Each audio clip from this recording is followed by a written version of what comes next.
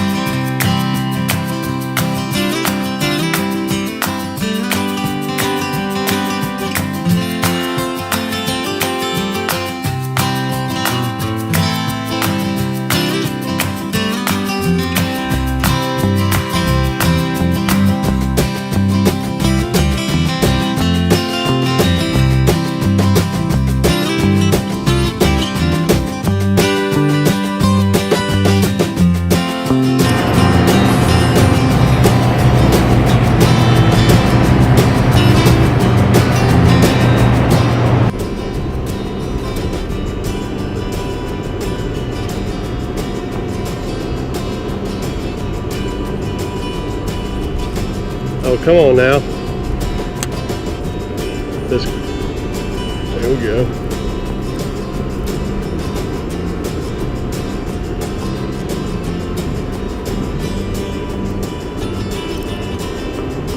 It's kind of strange how they have the turbine shut off. There's just a little bit of discharge right here. I've never really seen it like that.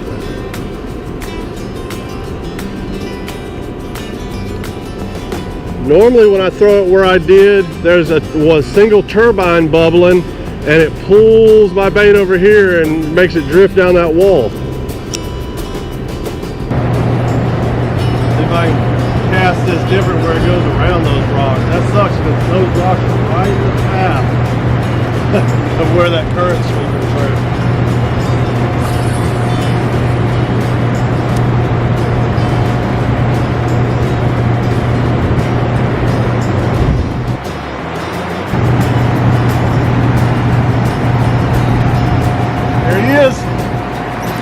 Filming? Yep.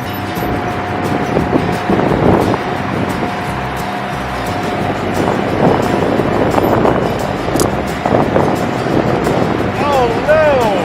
Oh no, we got off.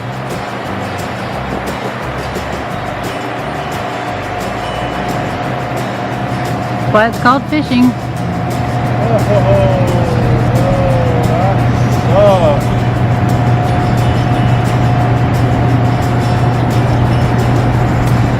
I never got a truly good hook set on it. Dang. Man, he didn't hammer it either. I mean, I just realized something was there. Yeah.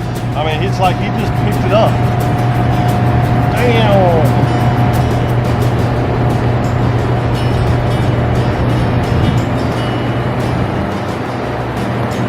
Not taking any chances, huh?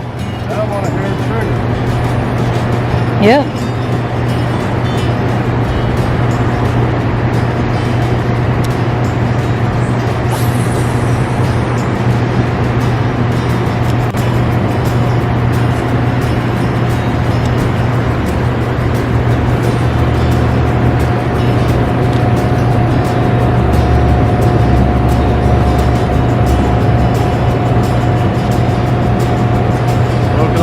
Times before I got here, so I about need to put more line on here, so I've got my distance.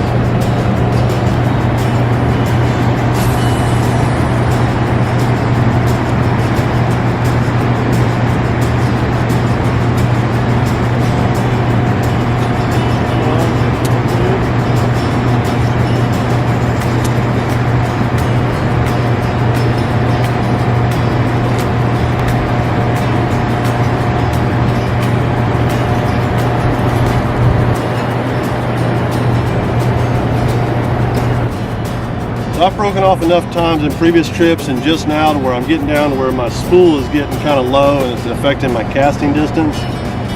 But just show you something else I do. This reel holds a lot of line, and I just don't feel the need to strip it all the way down. So you'll see here, there's my previous uni knot where I went ahead and put more line on here.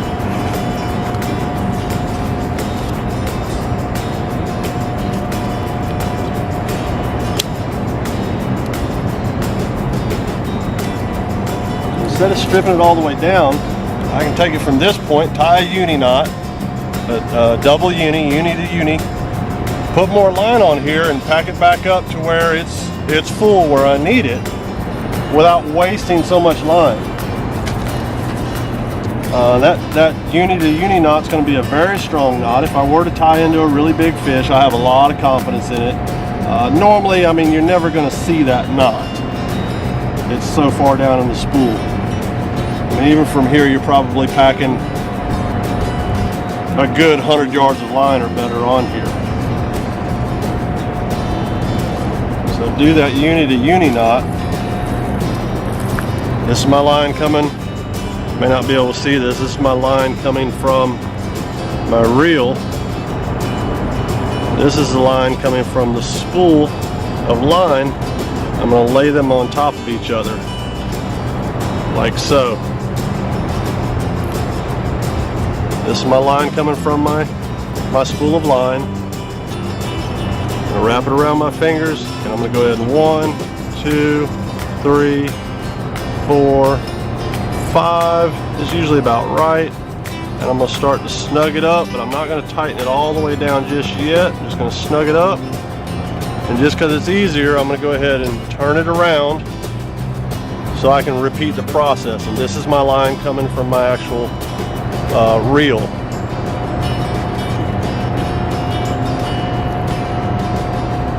One, 2, 3, 4, and 5. And I'm going to snug it up. Now, we're just going to slowly pull it on down. This is why we don't tighten them down at first, because you'll just kind of fray your line with the heat and friction. Once I get it close, I can go ahead and kind of tighten those knots down some, and then we're just going to continue to pull until it jams tight. And that is a double uni knot, or a uni knot to uni knot.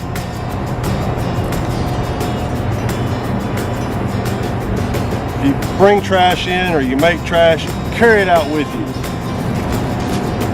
It's our responsibility as outdoorsmen and sportsmen to set the right example, to make sure we're not littering up areas. It's really upset me because a lot of areas I used to be able to fish as a boy are closed to fishing now,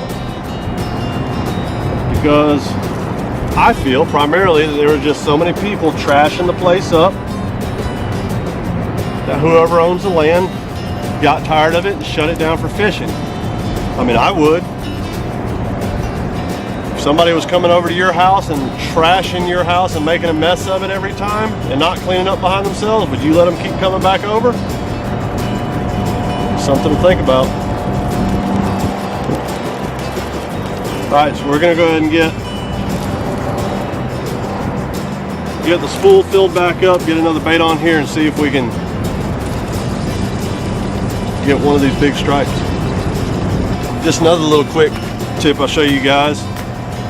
I love getting these quarter-pound spools, and even on the little like 100 or 200 yard spools, this will still work. A lot of times I'll give you a little crappy rubber band or a piece of tape, and those never really work. So let me show you guys a real easy trick to keep this from coming unwound and making a tangled up mess. Got the end of it right here. I'm going to wrap it around. I'm simply going to tie a knot around itself. Okay? And I'm going to wind it around and pull that knot tight. No more bird nest in your pack.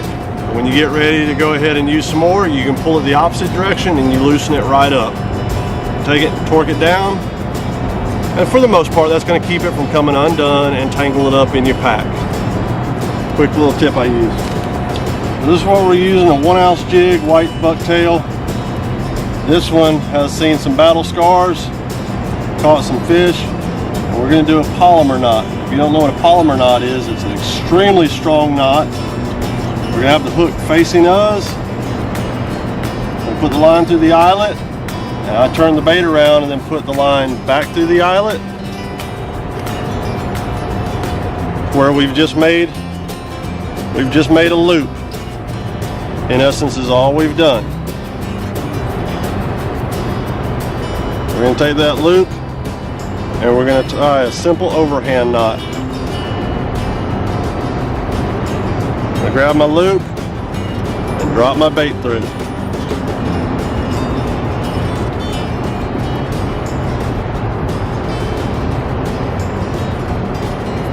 We're going to snug it up. Now, a quick little tip.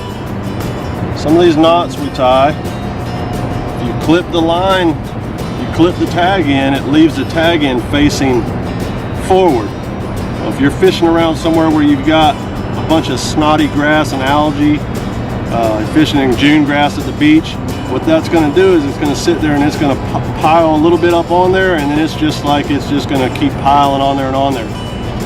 So this has nothing to do with actually tying the knot for strength, but what I'll do is I'll go ahead and just tie a simple overhand knot with this tag in,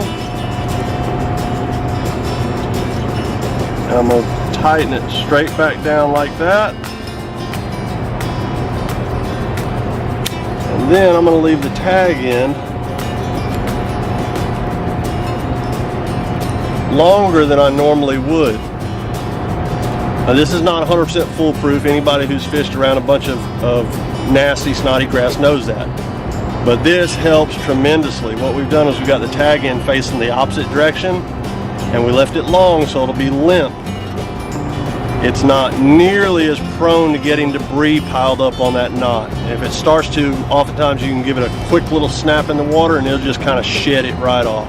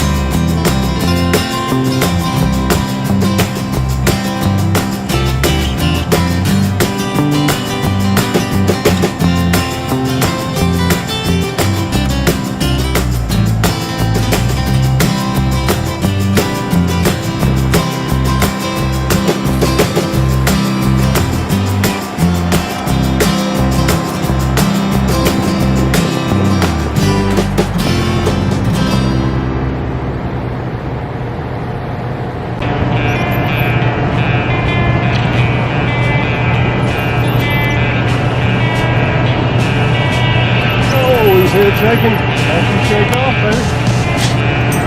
You just got a nice head shake.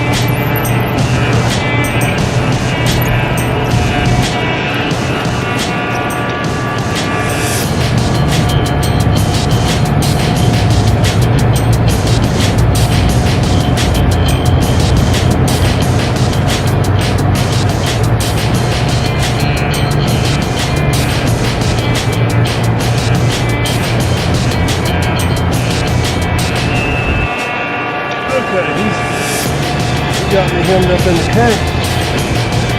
Feels like a pretty good one. He's good enough to fillet, that's for sure.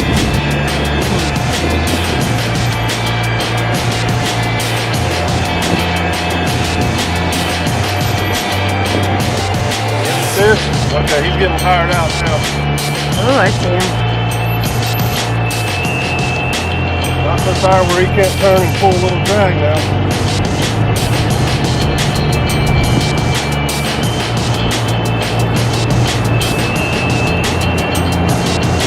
is what we came for. All right, this is going to be interesting.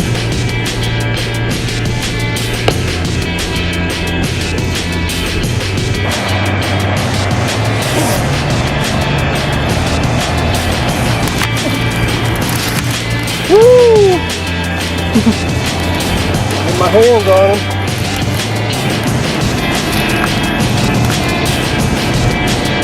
That is a perfect size right here. Ooh, quit getting so far back there. Get off that vegetation. That is a perfect size. You're making me nervous.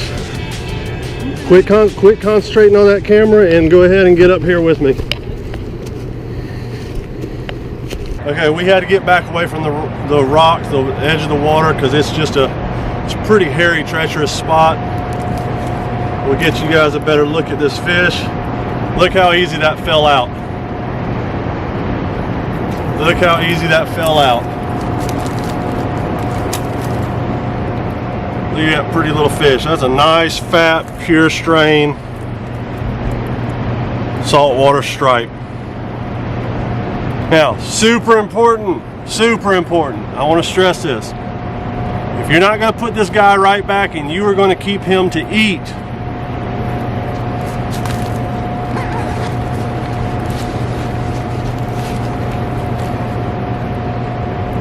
super important.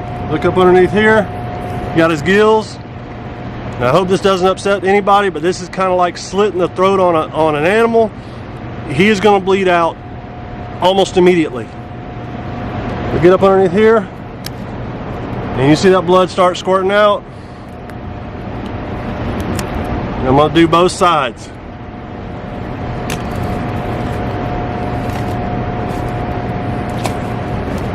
Over here, and he's going into some ice. Now, if I think about it, I'll try to show you guys later just how much coagulated blood is going to be in the bottom of this cooler. It's going to be substantial. If you don't bleed them while they're alive like that and get them put on ice or put in some cool water at the very least, bleed them out immediately so that while their heart's pumping, it can go ahead and pump that blood out of the meat. If you don't do that, I don't care if you soak the fillets or what, you're not going to get all that blood out of that meat. And it absolutely affects the taste of it, especially if you end up freezing the fillets and then thawing them back out later. You know, even freezing a lot of times doesn't seem to keep that blood from bacteria starting to attack it and really messing up the flavor of the fish. So any kind of fish that's going to be bloody like that, I clip the gills, I drop him on ice. He's probably already dead, I'm sure, but all that blood's just going to pump right out, and his fillets will just be as snow white and pretty as you can picture. Okay, y'all just saw me catch that decent little striped bass. I'm going to tell you, you catch a striped bass or you catch a good fish, some of these bigger fish that kind of have rough mouths, especially when you're fishing around these rocks and everything, feel your line, okay? Actually, I think he was down there rubbing me against a rock because I feel my line frayed up for a good 4 or 5 feet. Look here, see if we can focus in. You see how rough that line is. This down here is from his teeth. So check your line, don't take a chance. I'm going to strip off about 4 feet of line and retie. We've moved down a little bit. It's early in the season. Beautiful spring day out here. Pollinators are buzzing around. Lizards are scurrying around doing their business. Well, that sun still got pretty warm where we were at, so we're moved down. And hopefully here I won't lose another 5 or 6 jigs. Frankly, I've never seen it like this where it's almost like they're not running really any water. Really slack. So I was getting hung up on a set of rocks I had no idea was even there. I really feel fortunate to have gotten one bite and then caught that other fish. It's like the fish of 100 casts. Yet other times I can come down here and catch it right, and they'll be generating water, and it's almost like you can't make a cast without getting bit. That's why they call it fishing, for sure.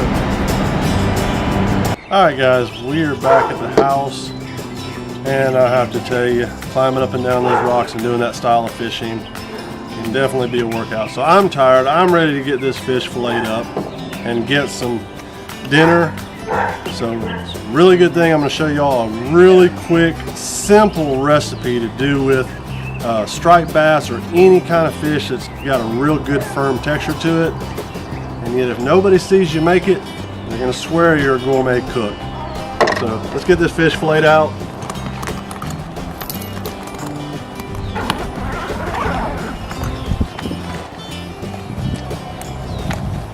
Put him on ice. Nice and chilled. Let's get this little guy filleted up. Really? You don't know I'm filming? You don't know I'm filming. You want some of this, don't you? Alright.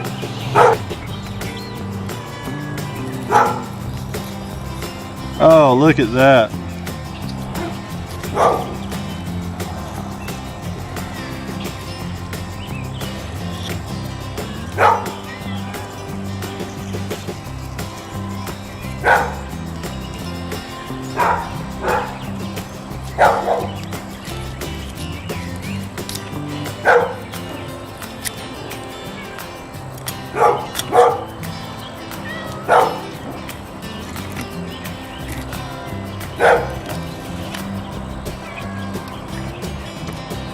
These fish have a super pronounced backbone, so once we go into the backbone, we're just going to raise the tip of our knife up, and then we go back down on the other side.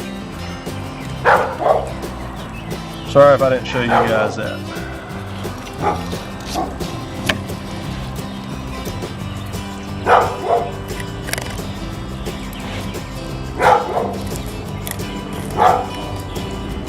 Right up over the tops of those ribs. As soon as you get past that last one, you just dive right back down.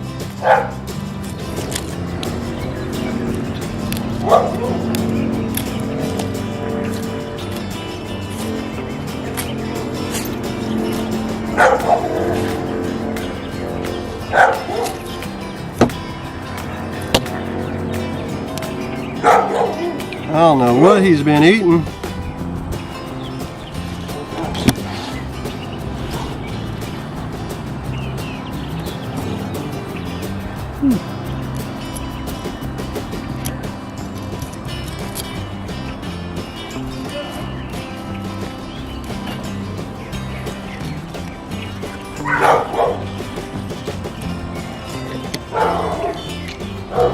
I'll tell you what, this knife feels a little bit different in my hand than what I've been used to. So it's probably going to take me a minute to get completely 100% comfortable with it. But already I can say this knife is a real pleasure to use. Man, it fits right in your hand. Really nice.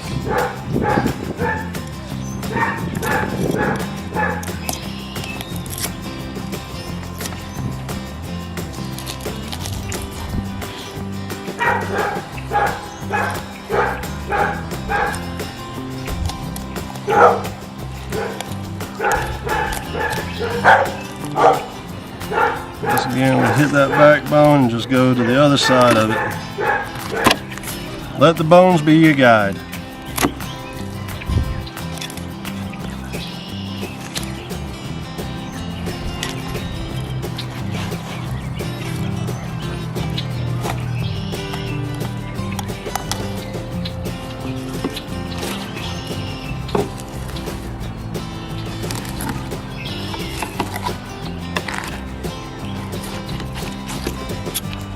I mean, slick like butter.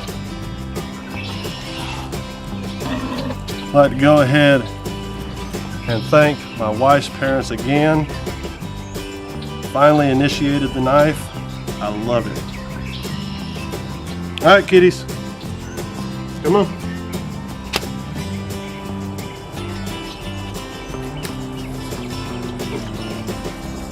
We're just gonna real quick knock the skin off of these.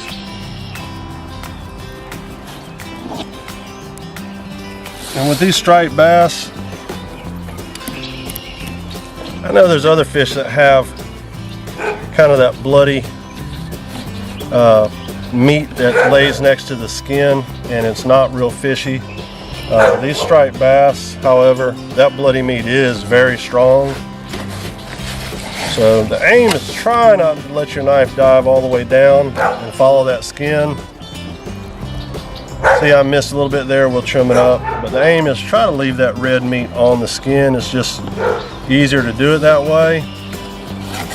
Just because one of my casts is extremely spoiled, we'll give her a little piece all trimmed out.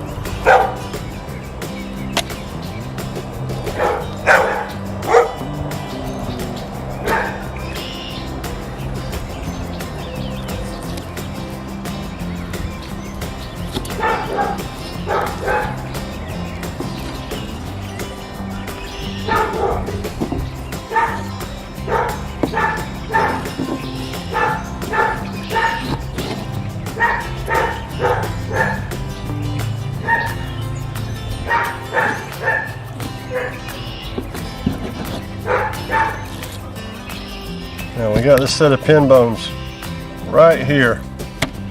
You kind of feel it.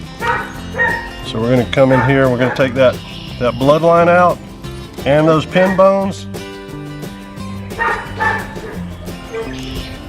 We'll basically be left with two separate pieces of fillet.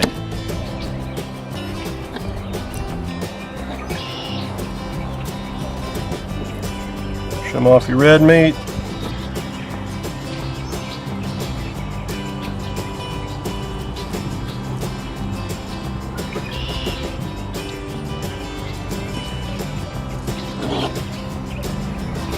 Alright, we're just going to drop these into some ice salt water.